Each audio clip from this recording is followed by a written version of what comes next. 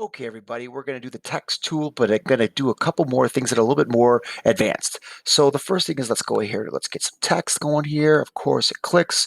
For my last one, it still has the goblin one for my last video. I'm going to move this over here, up, come here, move it over so you can see everything. Looks good, but say I don't want goblin one and I don't have the font I'm looking for that Gravit design offers. And I can find it online and I can download it. So what I can do, it says import fonts. And it's pretty cool. And I've already done one. It's called the bold font, which I was just using, playing around with. But it's a matter of just, looking at what I've got. I see it changes here, but how do I get it there? It's very simple.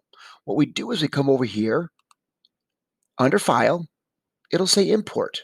And there's two different things. It's place image or it's add font. Well, I've already previously downloaded my font. So what I did is I downloaded it, I decompressed it, it's there, and it's on my desktop. And let's see where it's at. Now, it's just picking up just my files. Instead of down here on the right-hand side, instead of custom files, I just say all files. And I start looking for it. It was called Chicken Pie. So I double click on it, I open it up, and notice Chicken Pie has several different fonts. I can upload them all, or I can upload just one.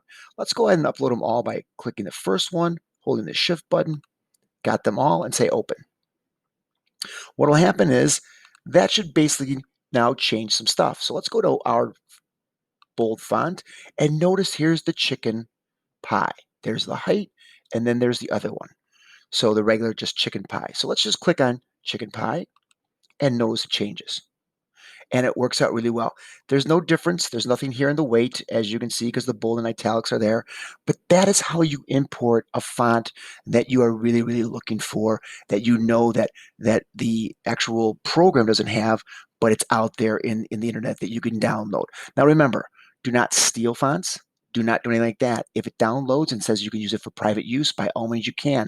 But if it asks you you can that if you want to use it and you can only use it for private use, you cannot use it for something commercial. So when you're designing something and you're going to get paid for it, you need to pay them because these are artists that are actually developing these fonts, and that's how that works. So please always give a graphic artist due or whatever it needs when you're using their fonts. But for right now, this is only for educational purposes. We're going to go ahead and we're going to use this. Okay, I have a clean board and we're going to come back here and we're going to just click. It says your text here. Let's put down text rules. And I'm going to show you guys something really kind of neat.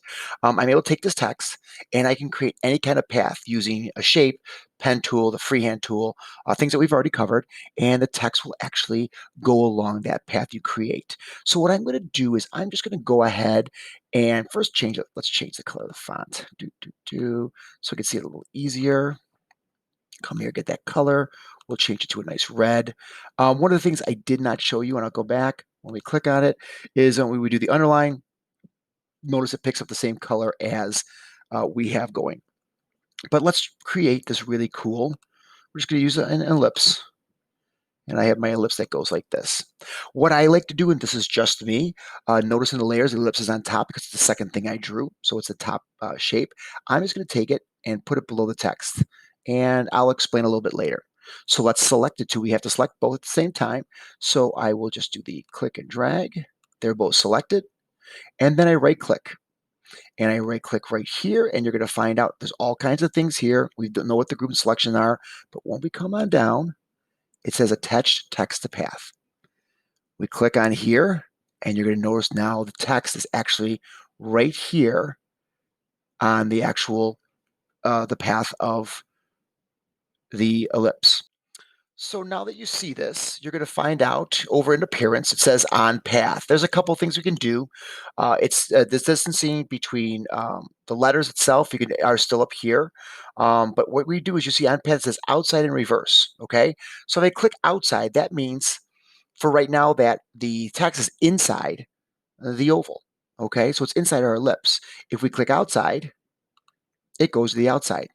Now, you're going to see that there's a little red mark right here. I'm able to click that and notice I can move my text and it moves around. And that's a good thing, okay? So notice that we can do that. Maybe have that nice and justified in the middle. Come on over here then. And then the other one is a reverse. So I can actually reverse something. So if I click the reverse, notice it actually has done the opposite. It's inside and it's off to the left. Now, I've played with these twice, and I've been working on this and been editing back and forth. Use one or the other. I have a hard time using both together in conjunction, and that's just me. This is pretty impressive that this is an online program. It does these things, but this is what you should be looking for. Okay, so I'm going to go do a Control Z. 1, 2, 3, and we got back to where we started. Notice the outside is off, the reverse is on. I click the reverse, and notice it just comes over here, and I'm assuming that's where it's justified, and that's what's happening. But notice it went right to the outside, so it's doing the opposite of what it was. Now, if I go to the outside, notice it goes inside. So I'm assuming they don't work in conjunction because it's just a little consuming, but just know that use one or the other, okay? But as you can see, I'm going to go back to the original Control Z.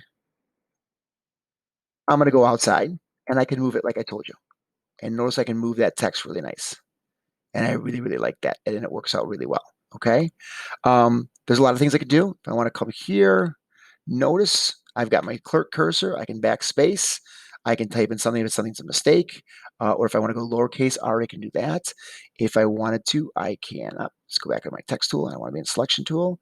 Highlight it. If I don't like the font, I can even change the font. I want to go to my web fonts. Let's go to ABZ. Notice it changes too. So I still have the capability of doing certain things on this. So, and those are some of the things I wanted to do. And this is kind of a really neat thing to do. Notice the path is still here though. So when we're done and I click, the path still stays here.